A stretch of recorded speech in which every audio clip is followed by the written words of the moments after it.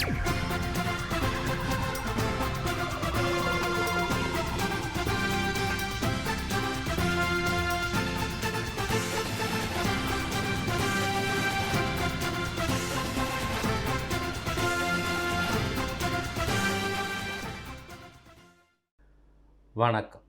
புதுச்சேரி மாநிலத்தில் நடைபெற்ற முக்கிய நிகழ்வுகளில் டைமண்ட் டிவியின் சிறப்பு தொகுப்பு. காரைக்கால் மாவட்டம் திருநள்ளாறில் தருமபுர ஆதீனம் சார்பில் சமய கல்வி சமுதாய பணிகள் மேற்கொள்ளும் வகையில் திட்டத்திற்கான பூமி பூஜை நடைபெற்றது.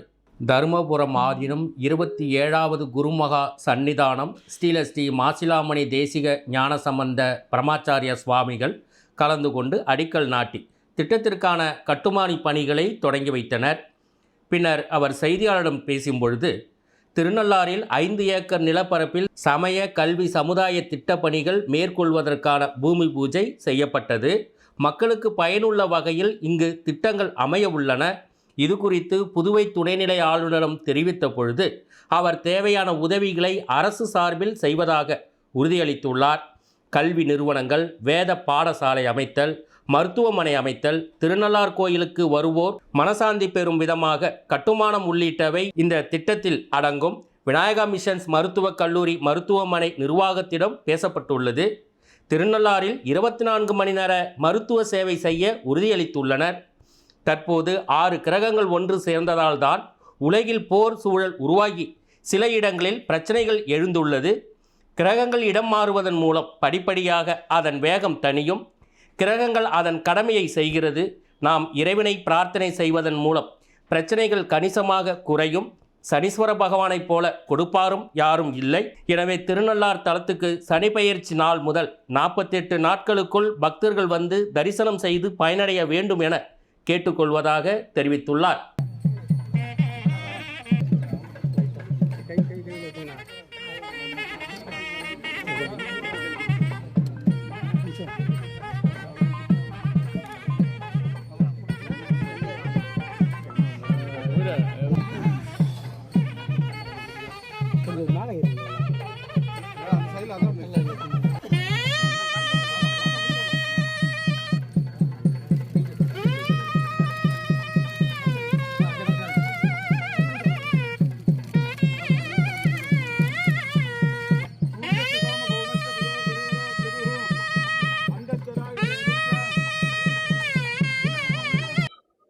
தமிழ்நாட்டிலேயே எங்களுடைய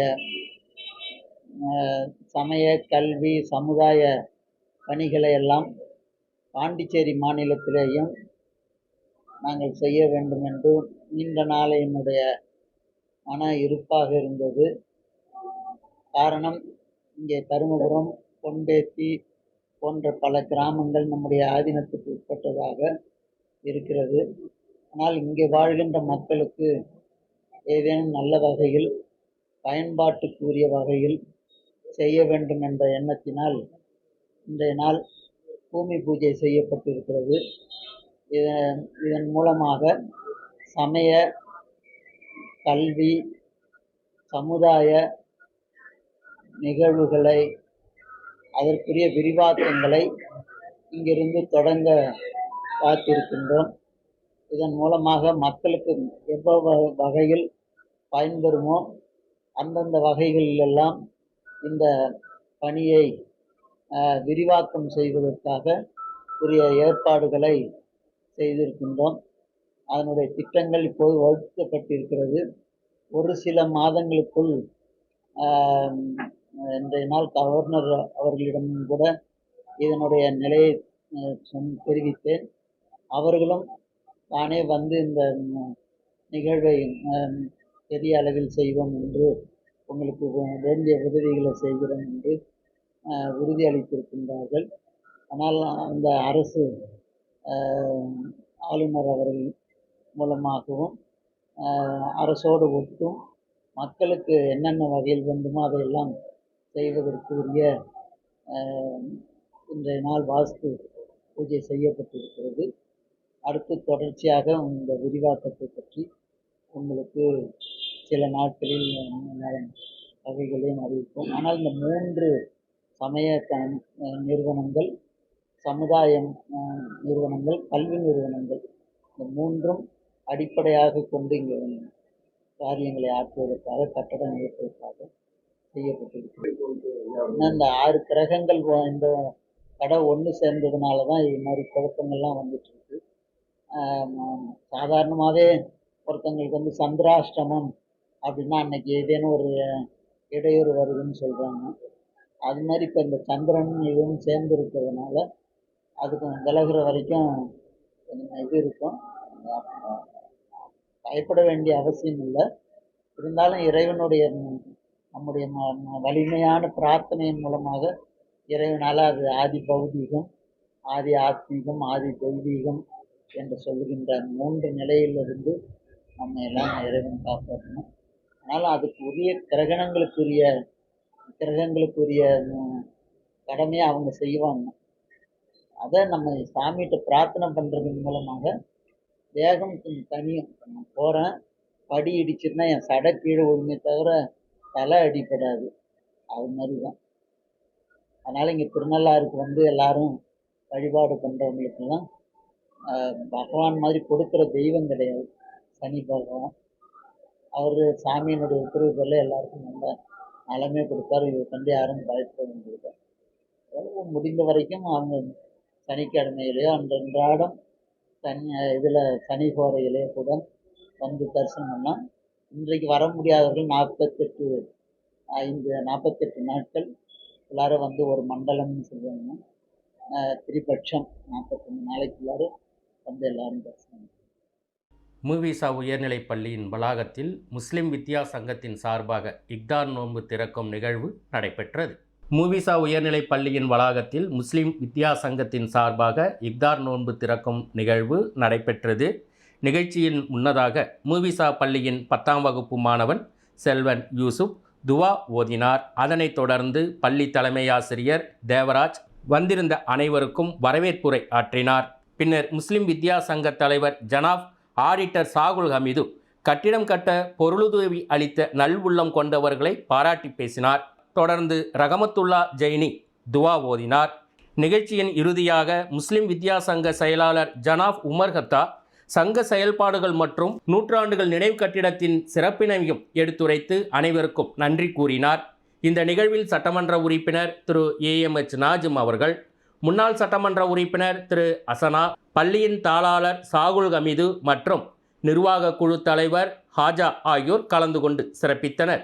மூவிசா நிர்வாக குழுவினர், பெற்றோர் ஆசிரியர் சங்க நிர்வாகிகள், பெற்றோர்கள், ஆசிரியர்கள், முன்னாள் இந்நாள் மாணவர்கள் மற்றும் ஜமாத்தார்கள் கலந்து கொண்டு நிகழ்வை சிறப்பித்தனர். திருநள்ளார் சனீஸ்வர பகவான் கோவிலுக்கு வருகை தந்த மத்திய இணையமைச்சர் எல் முருகன் மற்றும் தமிழக பாஜக தலைவர் நயினா நாகேந்திரன் ஆகியோர் சுவாமி தரிசனம் செய்தனர். காரைக்காலை அடுத்த திருநள்ளாறில் உள்ள புலக பிரசித்தி பெற்ற ஸ்ரீ தர்பாரண்யேஸ்வர சுவாமி தேவஸ்தானம் ஸ்ரீ சனீஸ்வர பகவான் ஆலயத்தில் சனி பயிற்சி விழா நடைபெற்று வரும் நிலையில் திருநள்ளார் ஆலயத்தில் மத்திய இணையமைச்சர் எல் முருகன் மற்றும் தமிழக பாஜக தலைவர் நயினா நாகேந்திரன் ஆகியோர் சுவாமி தரிசனம் செய்தனர். அப்பொழுது மத்திய இணை அமைச்சர் எல் முருகனுக்கு கோவில் நிர்வாகம் சார்பில் சிறப்பு வரவேற்பு அளிக்கப்பட்டது. இதனைத் தொடர்ந்து செய்தியாளரிடம் பேசிய தமிழக பாஜக தலைவர் நயினா நாகேந்திரன், தமிழகத்தில் திராவிட முன்னேற்றக் கழகம் ஆட்சிக்கு வந்த முதல் தொடர்ந்து குற்றவாளிகள் அதிகரித்த வண்ணம் பெண்களுக்கு பாலியல் வன்முறை, 2 வயது சிறுமி முதல் 70 வயது முதியவர் வரை பெண்களுக்கு பாலியல் வன்முறை தொடர்ந்து நடைபெற்று வருகிறது. தமிழகத்தில் சட்டம் ஒழுங்கு சரியில்லை. தமிழக முதல்வரால் இதுவரை ஒரு DGP கூட நியமனம் செய்ய முடியாத சூழல் உள்ளது. காவல்துறை முதலமைச்சரின் கட்டுப்பாட்டில் இல்லை. இது எல்லாவற்றிற்கும் தமிழகத்தில் போதைப் பொருட்களின் நடமாட்டம் அதிகமாக உள்ளது. திருநெல்வேலி மாவட்டத்தில் 2 தினங்களுக்கு முன்பு கஞ்சாவை போட்டுக்கொண்டு சாலையில் செல்பவர்கள் எல்லாம் வெட்டி கொண்டிருக்கின்றனர். அதேபோல் மறுநாளும் சிவகங்கை மாவட்டத்தில் இதுபோன்ற மோசமான சூழல் நடைபெற்று வருகிறது. இதையெல்லாம் தமிழகத்தில் காப்பாற்ற இறைவனால் மட்டுமே முடியும் என்பதால் கருத்தில் கொண்டுதான் தற்பொழுது இறைவனிடம் நோக்கி வந்து வேண்டிக் கொண்டுள்ளேன். சனி பயிற்சி நடைபெற்றது போல தமிழகத்தில் திமுகவும் பயிற்சி அடைய வேண்டும் என்றும், இந்த ஆட்சி இந்த சமுதாயத்திற்கும் சனாதன தர்மத்திற்கும் எதிரான ஆட்சி நடைபெறுகிறது என்பதால் விரைவில் நீக்கப்பட வேண்டும் என்பதே எங்களுடைய கருத்து என்று தமிழக பாஜக தலைவர் நயினா நாகேந்திரன் தெரிவித்துள்ளார்.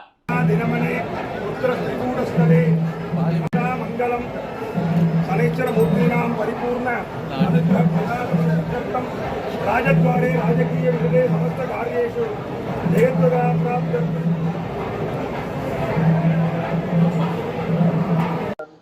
தமிழ்நாட்டில் திராவிட முன்னேற்ற கழக அரசு வந்த காலத்திலிருந்து கிரைம் ரேட் கூடியிருக்கு.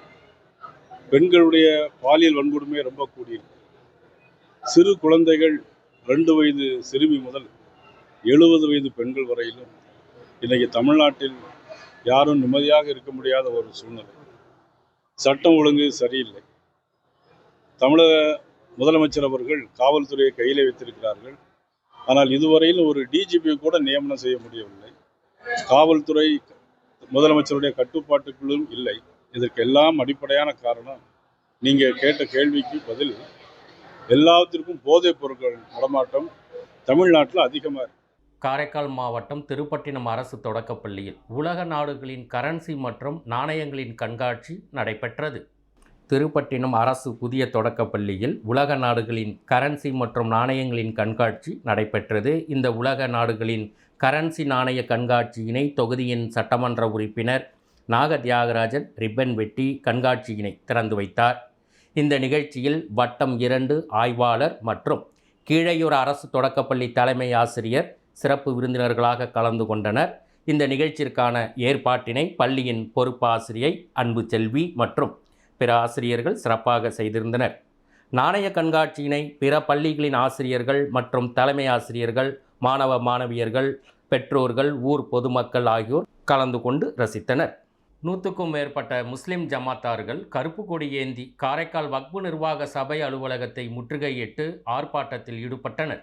காரைக்கால் மாவட்டத்தில் ரமலான் மாதம் தற்போது நடைபெற்று வரும் நிலையில் இரவு தொழுகைக்கு முன்பு புதுச்சேரி மாநில வக்பு நிர்வாக சபைக்கு RSS அமைப்பைச் சேர்ந்த புதுச்சேரி மாநிலங்களவை எம்பியை உறுப்பினராக நியமித்ததற்கு கண்டனம் தெரிவித்தும் காரைக்கால் பெரிய பள்ளிவாசல் முன்பு முஸ்லிம் ஜமாத்தார்கள் கருப்பு கொடி ஏந்தி காரைக்கால் வக்பு நிர்வாக சபை அலுவலகத்தை முற்றுகையிட்டு ஆர்ப்பாட்டத்தில் ஈடுபட்டனர். ஆர்ப்பாட்டத்தின் போது மத்திய மாநில அரசுகளை கண்டித்து கோஷங்களையும் எழுப்பினர். மத்திய அரசின் வக்பு நிர்வாக சீர்திருத்த சட்டத்தின்படி புதுச்சேரி வக்பு வாரிய தலைவர் மற்றும் உறுப்பினர்களை புதுச்சேரி அரசு அறிவித்தது.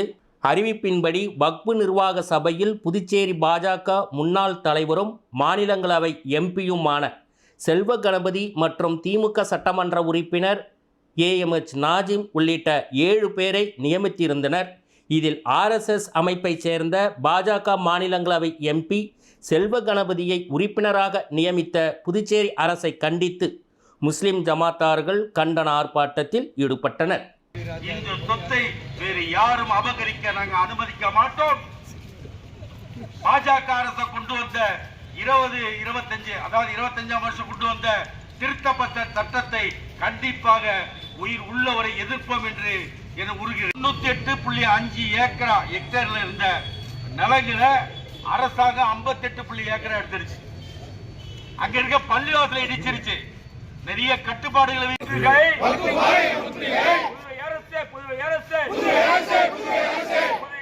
ரங்கசாமியை போடாதே போடாதே வாரிய நிர்வாகத்தில் RSS BJP வாரிய நிர்வாகத்தில் கையவர்களை போடாதே என்னாதே என்னாதே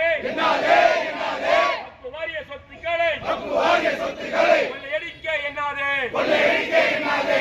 வாரிய சொத்துக்களை கொள்ளையடிக்க என்னாதே போடுவியா அம்மையார் கோயில் அறங்காவலரா போடுவியா சிவன் கோயில் அறங்காவலரா ஷாஜஹான போடுவியா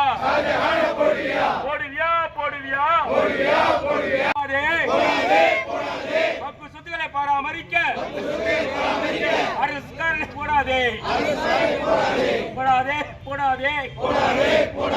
முஸ்லிம்களின் சொத்துக்களை பராமரிக்கும் பொறுப்புக்கு